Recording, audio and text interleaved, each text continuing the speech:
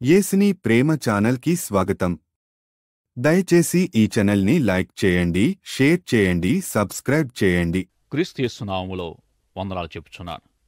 కొండమీద ప్రసంగములో ఉన్న మత్తయి సువార్త 7వ అధ్యాయములో వ్రాయబడిన ప్రభు బోధించిన మాటలలో తీర్పు దినాన తమ జీవితాలను గూర్చి లెక్క చెప్పవలసిన కొందరు మేము అనేకమైన అద్భుతాలు చేయలేదా అని చెప్పుకొనబోతున్నట్టు చదువుతాం. అయితే వారి జీవితాలను ఎరిగి ఉండి వారి మాటలను స్పందించి ప్రభు వారిని అక్రమం చేయవారులారా అని పిలిచి, నేను మిమ్మును ఎన్నడూ ఎరుగను, నా యొద్ద నుండి పొండని చెప్పారు. నిజంగా ఈ మాటలు ఎంతో భయంకరమైనవి. దేవుని కొరకు అనేక ఘనకార్యాలు చేస్తున్నానని చెప్పుకునే పనివాడు అక్రమస్తుడుగానో లేక అక్రమాలు చేసేవాడిగానో ఉండడానికి అవకాశముంది. ఒకానొక భక్తుడు ఈ విధంగా అన్నాడు, మనము పరలోకం వేలి చూసినప్పుడు మనము తెలుసుకునేదేమిటంటే భూమి మీద దేవుని పని అని అనుకొని మనము చేసినదంతా శరీర సంబంధమైన పనిగానే ఎంచబడడం అక్కడ మనల్ని ఆశ్చర్యపరుస్తుంది. శరీర సంబంధమైనది ఏదైనా దేవుని చేత ఇవ్వబడినది కాదు. అయితే ఈ విధంగా శరీర సంబంధమైన వాటితో మోసపరచబడడం ఎలా సంభవిస్తుంది? క్లుప్త స్వార్థలని పిలువబడిన ఎజ్రా, నెహెమ్యా గ్రంథాలను గత ప్రసారాల్లో మనము ధ్యానించినప్పుడు ఈ ప్రశ్నకు సమాధానము మనకు దొరికింది. గత తరగతుల్లో ఈ 2 గ్రంథాల ప్రాముఖ్యతను, వాటి ఉద్దేశాన్ని మనం తెలుసుకున్నాం. 2 గ్రంథాలు అనేక పోలికలతో ఇంచుమించు ఒకే స్వభావాన్ని కలిగి ఉన్నాయి. ఈ 2 గ్రంథాల్లోని ముఖ్యాంశం ఒకటై ఉంది.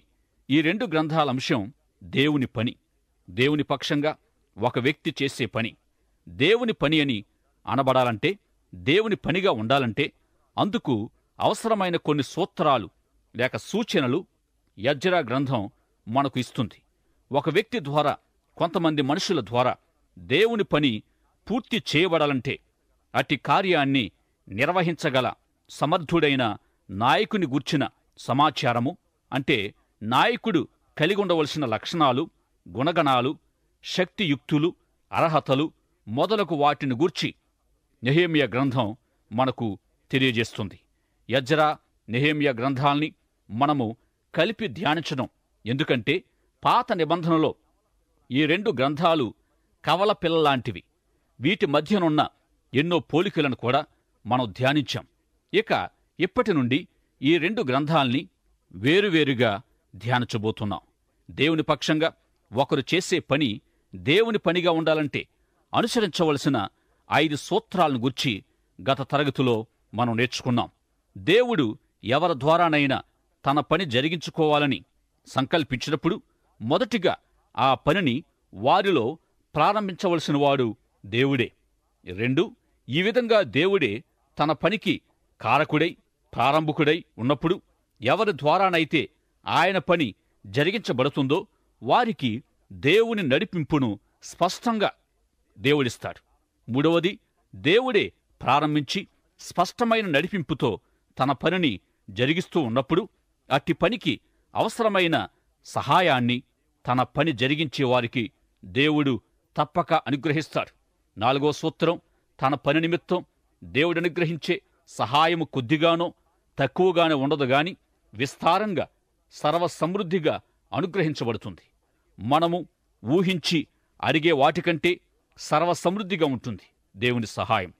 ఇట్టి సహాయం దేవుని నుండి తన ప్రజలకు అందనట్లయితే మనం చేసేది దేవుని పనా లేక మనుషుల పనా అని దేవుణ్ణే ప్రశ్నించే పరిస్థితికి పనివారికి ఎదురవుతుంది.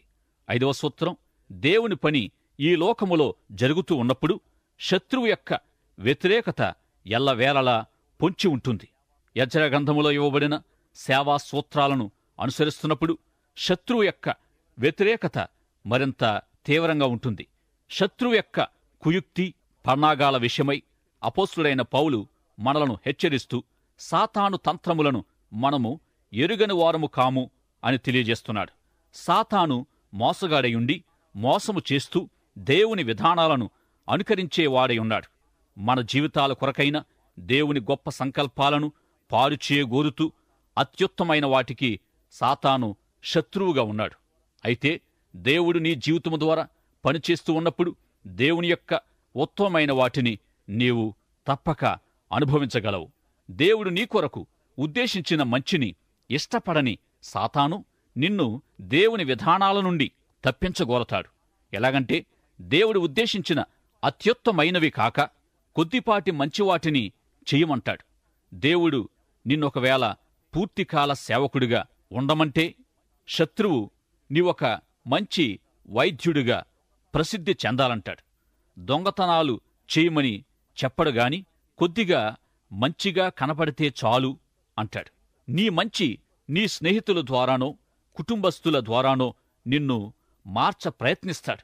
ఇక దేవుని పని విషయంలో ఈ గ్రంథంలోని 6వ సూత్రం ఏమిటంటే, దేవుని పక్షంగా ఒక వ్యక్తి చేసే పని దేవుని పనిగా కనపడాలంటే అట్టి దేవుని పనికి వ్యతిరేకత ఎల్లవేళ ఉంటుంది. ఈ విధంగా వ్యతిరేకత ఎదురు కాగానే తప్పు ఎక్కడుంది, నేను సరైన దారిలో వెళ్ళలేదా, సరైన విధానాన్ని నేను ఎంచుకోలేదా అనే ప్రశ్నలు మొదలవుతాయి. దేవుని ప్రజల ద్వారా దేవుని పనులు జరిగినట్టే శత్రువు చేసే పనులు శత్రు సంబంధిత ప్రజల ద్వారా జరుగుతాయి. ఈ విధంగానే ఈ లోకములో దుష్టశక్తి పనిచేస్తూ ఉంది. యేసు ప్రభువుకు వ్యతిరేకంగా ఎల్లవేళలా సైతాను పనిచేస్తున్నట్టే ప్రభు పక్షంగా పనిచేసేవారికి, సేవకులకు, కాపరులకు సైతాను వ్యతిరేకత ఉంటూనే ఉంటుంది. ఈ విధంగా దేవుని పనిని వ్యతిరేకించేవారు తాము సైతాను రాయబారులమనే విషయం వారికి తెలియదు. తాను శిలువ మరణం పొందబోయే ముందు యేసు ప్రభు తన శిష్యులను పిలిచి తానెవడనని జనులు చెప్పుకొనుచున్నారు అని అడిగి, మీరు నన్ను ఎవడనని అనుకుంటున్నారని అడిగినప్పుడు పేతురు సజీవుడివైన దేవుని కుమారుడగు క్రీస్తువని దృఢంగా చెప్పాడు. అప్పుడు ప్రభు, పరలోకమందున్న నా తండ్రి నీకీ విషయం బయలుపరిచాడు కాని నరులు నీకు బయలుపరచలేదు. మరియు నీవు పేతురువు, ఈ బండ మీద నా సంఘమును కట్టుదును. దేవుడు పేతురును గొప్పగా మెచ్చుకున్నాడు. పేతురు ప్రభువును గుర్తించిన విధానాన్ని బట్టి తన సంఘాన్నే పేతురుపై నిర్మిస్తానని ప్రభువారన్నారు. అదే సంభాషణలో ప్రభు తాను యెరూషలేముకు వెళ్లి చంపబడబోతున్నానని వారితో చెబుతుండగా పేతురు, ప్రభువా, అలా జరగడానికి వీల్లేదని ప్రభువును గద్దిస్తుండగా వెంటనే ప్రభు పేతురును పేతురనే అతని పేరుతో పిలవకుండా సాతానా అని సంబోధించి, నా వెనుకకు పో, నీవు దేవుని ద్వారా మాటలాడలేదుగాని సైతానుచే అదుపు చేయబడిన వాడవై మాటలాడుచున్నావని ప్రభు అతన్ని గద్దించారు. పేతురు దేవుని పక్షంగా పనిచేసినట్టే ఉండి వెంటనే సైతాను పక్షంగా కూడా పనిచేసినట్టు మన కనబడుతుంది. ఈ విధంగా సైతాను పేతురునే వశపరుచుకొని తన పని జరిగించినప్పుడు నీ ద్వారా నా ద్వారా జరిగించలేడా? ఈ విధంగా దేవుని పనికి, ఆయన కార్యాలకు సైతాన్ నుండే వ్యతిరేకత ఎదురవుతుంది. అయితే ఇట్టి వ్యతిరేకత 2 వేరువేరు దిక్కుల నుండి వస్తుంది. 2 విభిన్న పరిమాణాలలో కనబడుతూ ఉంది. యెజ్రా గ్రంథం మనకు తెలియజేస్తున్న 2 విధాలైన ఈ వ్యతిరేకత, ఒకటి లోపల నుండి కలిగేది, 2 వెలుపల నుండి కలిగేది.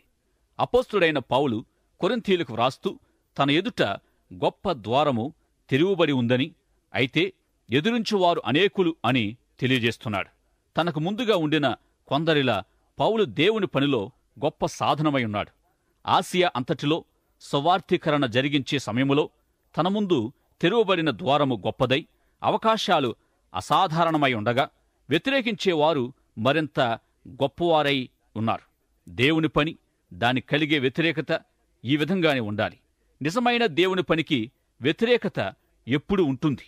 మనము నిజమైన సేవ చేస్తున్నామనే విషయాన్ని మనకెదురయ్యే వ్యతిరేకతలే రుజువుపరుస్తున్నాయి.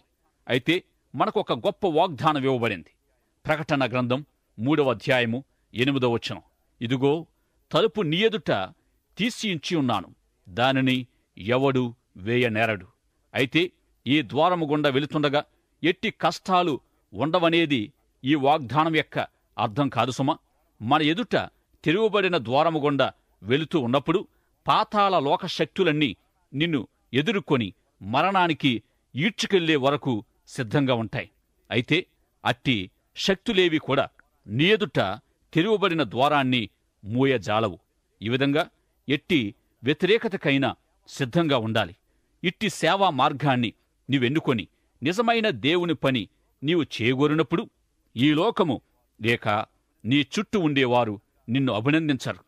సంఘ చరిత్రలో క్రైస్తవుల స్థితిని గమనించినట్లయితే వారెంతగానో హింసించబడ్డారు, చెరసాలలో వేయబడ్డారు, చంపబడ్డారు. ప్రభు కొండ మీద ప్రసంగించిన ధన్యతల్లో 8వ ధన్యత హింసించబడివారు ధన్యులనే ధన్యత. సాధారణంగా ఎవరికి ఇష్టముండదు. అయితే దేవుని పనిలో ఉన్నవారు ఇట్టి వ్యతిరేకతను ఎదుర్కొనడానికి ఎల్లవేళలా సంసిద్ధంగా ఉండాలి. ఈ విధంగా బానిసత్వములో ఉన్న దేవుని ప్రజలు మందిర నిర్మాణం నిమిత్తమై యెరూషలేముకు తిరిగి వెళ్ళినప్పుడు స్థానికులు వారిని భయపెట్టి నిరుత్సాహపరిచారు. అనేక అబద్ధ నేరారోపణలు వారిపై మోపుతూ కోరెషు చక్రవర్తికి ఫిర్యాదు చేశారు. యూదులు తమ మందిరపు పనిని కొనసాగిస్తూ ఉండగా శత్రువులు వారిని ఎగతాళి చేశారు. కొద్దిమంది పేదలు బలహీనులుగా ఉన్న ఈ యూదులు ఏమి చేయగలరు? పడిపోయిన ఈ శిథిలాలను వీరు తిరిగి కట్టగలరా? పడిపోయిన ఆ పాత రాళ్లనే చెత్తలో నుండి బయటికి తీసి తిరిగి వాటినే ఉపయోగిస్తున్నారని వారిని నవ్వి అపహసించారు. నిజానికి ఎజ్రా ఈ పరిస్థితిని మొదటి నుండి ఎరుగడు. మందిర నిర్మాణ పనులు జరుగుతూ శత్రువుల వ్యతిరేకతలు కొనసాగుతూ ఉండగా కొన్ని సంవత్సరాలకు ఎజ్రా వచ్చాడు. అప్పటికి శత్రు వ్యతిరేకత ఎదిరింపులు ఎంతో తీవ్రంగా ఉన్నాయి. కట్టువారు మందిరము చుట్టూ గట్టి కాపలా ఏర్పాటు చేయవలసి వచ్చింది. పనిచేసిన ఒక్కొక్కరు ఒక చేత్తో ఆయుధం పట్టుకొని ఒక చేత్తో పనిచేసినట్టుగా నెహెమ్యా గ్రంథములో వ్రాయబడింది. ఇది వెలుపల నుండి వారెదుర్కొన్న వ్యతిరేకత. వెలుపల నుండి కలిగే వ్యతిరేకత శత్రువుల నుండి కలిగేదయ్యుంది గనుక దాన్ని సులభంగా గుర్తించి ఎదుర్కోవచ్చు.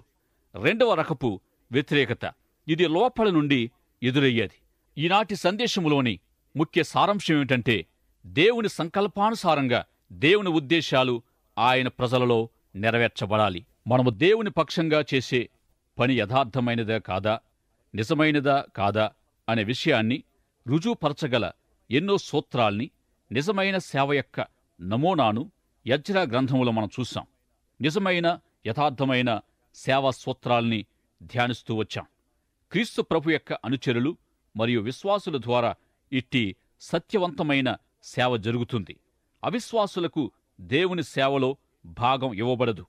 నేటి దేవుని సంఘం ఎంతో బలహీనంగా ఉండడానికి గల ముఖ్య కారణం సేవలో అవిశ్వాసుల జోక్యమే. నేటి సంఘం మిశ్రిత జనాలతో మిళితమయుంది. అయితే ఈ విధంగా మిశ్రిత జనాలు లేని స్వచ్ఛమైన విశ్వాసులతో నిండిన సంఘాన్ని ఎక్కడ కనుగొనలేం. సువార్తల్లోని యేసుప్రభు చెప్పిన ఉపమానాల్లో ఈ సత్యం వివరించబడింది.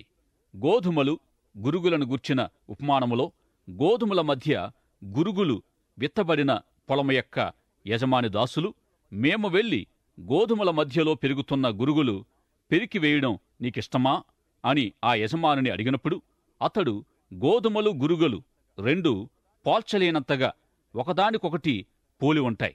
మీరు వాటి మధ్యనున్న తేడాను కనిపెట్టలేరు. కొంతకాలం వరకు రెండింటినీ కలిపి ఎదగనిచ్చి అప్పుడే వాటిని వేరుపరచవచ్చని ఆ యజమాని తెలియజేశాడు. ఈ విధంగా దేవుని సంఘములో కూడా మిశ్రిత జనసమూహాలు చోటు చేసుకునే అవకాశం విశ్వాసులతో పాటు అవిశ్వాసులు కలిసి కొనసాగే పరిస్థితి ఈనాడు కనిపిస్తుంది. నేటి మన సంఘాలు ఎంతో బలహీనపడి ఉండడాన్ని గురించి ఆలోచిద్దాం. మొదటిగా మన సంఘాల్లో సంఘము, సంఘ సహవాసము అనేది విశ్వాసి కొరకే అనే సంఘం ఎడలానైన దేవుని ఉద్దేశం ప్రాముఖ్యంగా ప్రకటించబడడం లేదు. డబ్బు, హోదా, పదవి, పలుకుబడి, గుర్తింపు గల మనుషులనే సభ్యులుగా లేక సంఘ నాయకులుగా కలిగి ఉండడానికి నేటి సంఘాలు ఆతృత పడుతున్నాయి. వారు విశ్వాసులు కాకపోయినా అట్టివారినే నాయకులుగా ఎన్నుకోవడానికి నేటి కొన్ని సంఘాలు ఆరాటపడుతున్నాయి. సంఘములో చేరగోరే వారిని యేసుక్రీస్తులో విశ్వాసముచ్చుచున్నావా? యేసు ప్రభువును నీ రక్షకుడిగా విశ్వసించి నీ జీవితానికి ప్రభువుగా అంగీకరించగలవా అని ప్రశ్నించి రుజువుపరచబడిన విశ్వాసముతో ఒక వ్యక్తిని క్రీస్తులో సిద్ధపరిచే గొప్ప తరుణాన్ని నేటి సంఘం జార విడుచుకుంటుంది. దేవుని సేవ అనేది ఎంతో శ్రేష్టమైనది, ఉన్నతమైనది, పరసంబంధమైనది. కాబట్టి ఎవరు పడితే వారు, కోరిన ప్రతి ఒక్కరూ ఈ సేవ జరిగించడానికి వీల్లేదు. కాని దేవుని ప్రజలు మాత్రమే దేవుని పనిని చేయవలసి ఉంది. ఉదాహరణకు, సమాజములో ఘనత వహించిన ఒకానొక వ్యక్తి అనేక కుటుంబాలతో సంబంధం కలిగి ఉండాలని, ప్రభువునందు విశ్వాసము లేకపోయినప్పటికీ మత సంబంధమైన వ్యక్తిగా ఉంటూ ఒక సంఘములో ప్రసిద్ధి చెందడానికి ఆదివారపు బడి తరగతులపై అధికారాన్ని కోరినప్పుడు ఆ సంఘము ఆర్థికంగాను విశ్వాసములోనూ సగటు స్థితిని కలిగి ఉన్నట్టయితే తప్పక అలాంటి అవిశ్వాసపు పెద్ద మనిషిని అధికారిగా సంతోషముతో అంగీకరిస్తుంది. ఇట్టి సందర్భములో దేవుని పని కొరకైన దేవుని విధానాలు అతిక్రమించబడతాయి. గనుకనే ప్రభువు ఇంతవరకు చెప్పుకున్న పనివారిని ఉద్దేశించి, అక్రమం చేయువారులారా అని పిలిచి, మీ ఘనకార్యాలతో నాకు సంబంధము లేదు, పొండి అని చెబుతారు. ఇంతవరకు జరిగిన తరగతుల్లో దేవుని పని కొరకైన 6 సూత్రాల్ని మనం ధ్యానించాం గత తరగతిలో. ఇక 7వ సూత్రమైన తన పనికి తానే ప్రారంభకుడై స్పష్టమైన నడిపింపుతో, సమృద్ధైన సహాయముతో తన ప్రజల ద్వారా నెరవేర్చబడే పని ఎట్టి వ్యతిరేకతనైనా తట్టుకొని జయించి నిలవబడుతుంది. ఈ విధంగా ప్రపంచమంతటా దేవుని సేవ చేస్తూ, దేవుని సేవిస్తూ వ్యతిరేకతలు ఎదుర్కొంటూ ఉన్న నమ్మకమైన సేవకులకు ఇది గొప్ప వాగ్దానం. ఈ వాగ్దానము సేవకులను ప్రోత్సహించి గొప్ప నిరీక్షణను అనుగ్రహిస్తుంది. స్పష్టమైన నడిపింపుతో, సమృద్ధైన సహాయముతో దేవునిచే ప్రారంభించబడిన దేవుని పని మన ద్వారా నెరవేర్చబడే అనుభవాన్ని, దేవుని కృపను బట్టి మనము కలిగి ఉండాలి. ఈనాడు దేవుని పనికి ఎదురవుతున్న ఆటంకాల్ని అధిగమించడానికి లేక జయించడానికి ఎజ్రా నెహెమ్యాల దినాల్లో జరిగించినట్టుగా ఈనాడు కూడా జరిగించడానికి ఆయన సమర్థుడు. ఎజ్రా నెహెమ్యాలు కలిగి ఉన్న దేవునినే ఈనాడు మనమును కలిగి ఉన్నామని విశ్వసిద్దాం. వ్యతిరేకతను జయించినట్టి దేవుని గొప్ప అద్భుత విధానం ఎజ్రా గ్రంథం 6వ అధ్యాయము 6వ వచనము నుండి 8వ వచనం వరకు వ్రాయబడి ఉంది. శత్రువులు యూదులపై నింద మోపుతూ, ఈ యూదులు తిరుగుబాటుదారులనే, చరిత్ర కలిగిన వారు, తిరుగుబాటు చేసేవారంటూ కోరెషుకు సందేశం పంపిస్తూ మందిరపు పని నిలిపివేయాలని చక్రవర్తికి సలహా ఇచ్చారు. అయితే కొంతకాలం పని నిలిపివేయబడింది కూడా. కాని తరువాత రాజైన దర్యావేషు ఆజ్ఞ ప్రకారము బబులోనులో ఖజానాలోని దస్తావేజు కొట్టులో వెదకగా దేవుని మందిరాన్ని గూర్చి కోరెషు నిర్ణయించి వ్రాయించిన శాసనం బయటికి తీయబడింది. మందిరాన్ని గూర్చి కోరెషు వ్రాయించిన దానంతటిని ప్రకారం జరిగించబడాలని తిరిగి ఆజ్ఞ ఇవ్వబడింది. మందిరము తిరిగి కట్టబడేలాగున ఎవరు పనిని అభ్యంతరపరచకూడదని, రాజు యొక్క సొమ్ములో నుండి మందిరపు పనికి అవసరమైన సహాయమంతటినీ అందించాలని వ్యతిరేకించిన వారికే ఆజ్ఞాపించబడింది. దేవుడే విధంగా వ్యతిరేకతను ఎదుర్కొన్నాడో గమనించారా? ఇక దేవుని పని కొరకైన 8వ సూత్రం, దేవుడు తన పనిని తన ప్రజలతో జరిగిస్తూ ఉండగా గమనించిన అన్యులు రక్షించబడగలరు. దేవుడు తన పనిని జరిగిస్తూ ఉండగా నీవెప్పుడైనా గమనించావా? పనిచేసేవారు ఎటువంటి వివరణ, సంజాయిషీ ఇచ్చుకునే అవసరం లేనంతగా సాధ్యపరచబడి తన ప్రజల ద్వారా నెరవేర్చబడిన దేవుని పనిని నీవెప్పుడైనా గమనించావా? మంటి ఘటాలైన మానవులకు సాధ్యము కాని పని దేవుడు వారి ద్వారానే జరిగించినప్పుడు గమనించిన అన్యులు అది దేవుని పని అనే విషయాన్ని అర్థం చేసుకుంటారు. అపోస్తలుడైన పౌలు చెప్పిన విధంగా దేవుడే అన్నిటికీ ఆధారభూతుడై సమస్తము నిర్వహించువాడై మనలో జరిగే తన కార్యాలకు ప్రారంభకుడై ఉన్నప్పుడు అట్టి దేవుని కార్యాల్ని గమనించిన అన్యులు రక్షించబడతారు. ఈ సత్యాన్ని ఎజ్రా గ్రంథం 6వ అధ్యాయము 21, 22 వచనాల్లో మనం చూడగలం. దేశమందుండు అన్యజనులలో ప్రత్యేకపరుచుకున్నవారు తమ పాప జీవితాలు, పాప పద్ధతుల నుండి మరలి దేవుని ఆరాధించడానికి దేవుని ప్రజలతో చేరారు. ఈ సందర్భం మనం ఇంతకు ముందు చూసినట్లు అన్యజనులు, అవిశ్వాసులు దేవుని పనిలో జోక్యం కోరడం లాంటిది కాదు. కాని క్రొత్త నిబంధన సెలవిస్తున్నట్లు ఇది నూతన జన్మ అనుభవం. వారు దేవునికి చెందినవారై దేవుని పనికి వాడబడే సాధనాలుగా ఉంటారు. ఇక దేవుని పని కొరకైన 9వ సూత్రం, దేవుని పనిలో భాగం వహించే నాయకులైన వారు దేవుని వాక్యములో బయలుపరచబడిన పనిని కనుగొంటారు. ఇందుకు ఎజ్రా మనకు గొప్ప ఉదాహరణ. ఎజ్రా దేవుని వాక్యాన్ని పఠించి, వాక్యానికి లోబడి, వాక్యములో బయలుపరచబడిన దేవుని తీర్పులను, కట్టడలను తన ప్రజలకు బోధించడానికి తన హృదయములో తీర్మానించుకున్నాడు. గతములో ఎజ్రా జీవితాన్ని మనం ధ్యానించినప్పుడు పరిశుద్ధ గ్రంథములోని దైవజనులలో ఒకడై బహు చక్కని మాదిరిని కలిగి ఉన్నాడు. యోధారాజైన యోషియా కాలములో జీవించిన ప్రధాన యాజకుడైన ఇల్కియా సంతతివాడై ఉన్నాడు.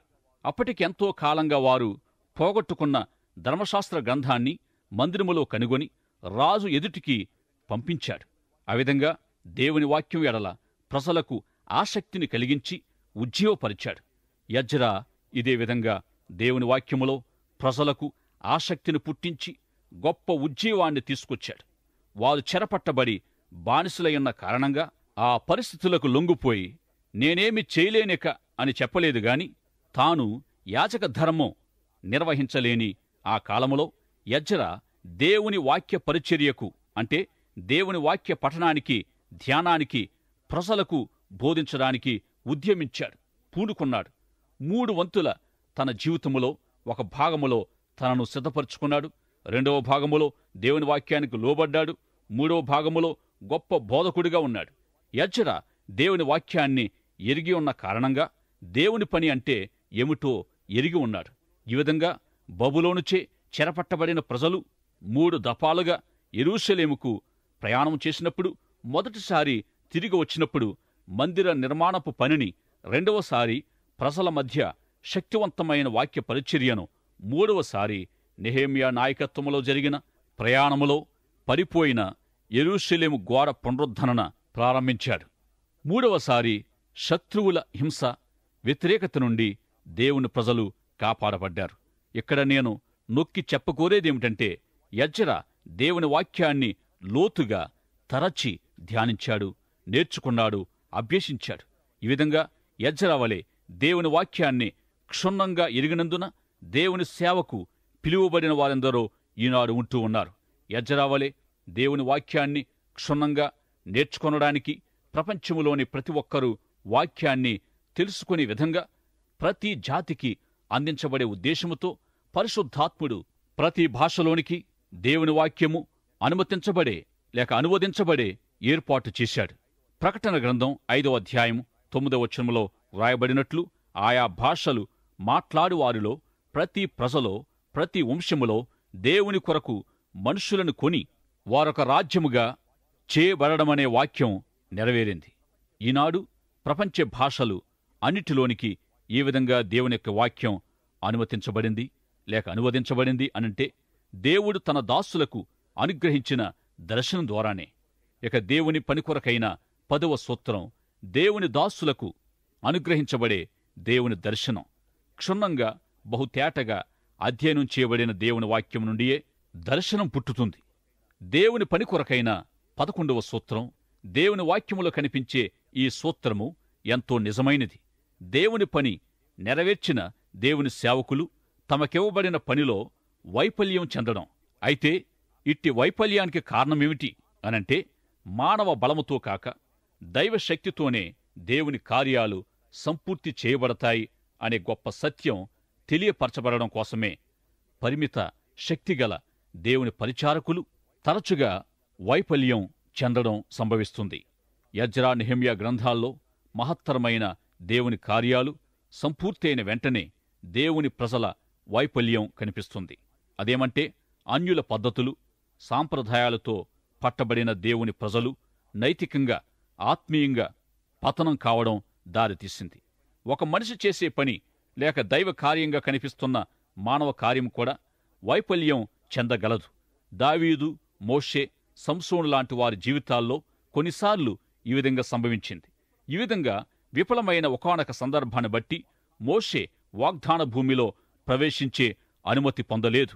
ఇదెంతో విచారకరమైన అనుభవం. ఈ విధంగా తన పనికి ఆయనే ఆధారం కాగలడు, కాని మంటి ఘటాలైన మనుషులు కాదనే సత్యాన్ని మనిషికి తెలియచేయగోరినందున తన సేవకుల జీవితాల్లో వారి గొప్ప పరిచర్య వెనుక కొంత వైఫల్యాన్ని అనుమతిస్తూ ఉంటాడు. ఇక దేవుని పని కొరకైన 12వ సూత్రం, అద్భుతమైన పని జరిగిన అనంతరం సంభవించే వైఫల్యం కొన్నిసార్లు సైతాను ద్వారా సంభవిస్తుంది. గనుక ప్రియ సేవకులారా, పరిశుద్ధాత్మ దేవునిచే వాడబడుతున్నవారు సమాజములో బహు జాగ్రత్తగా ఉండవలసి ఉన్నది. అటువంటి కృప ప్రభు మీకు దయచేయునుగాక. దైవాశీస్సులు. ఆమెన్. దయచేసి ఈ ఛానల్ని లైక్ చేయండి, షేర్ చేయండి, సబ్స్క్రైబ్ చేయండి.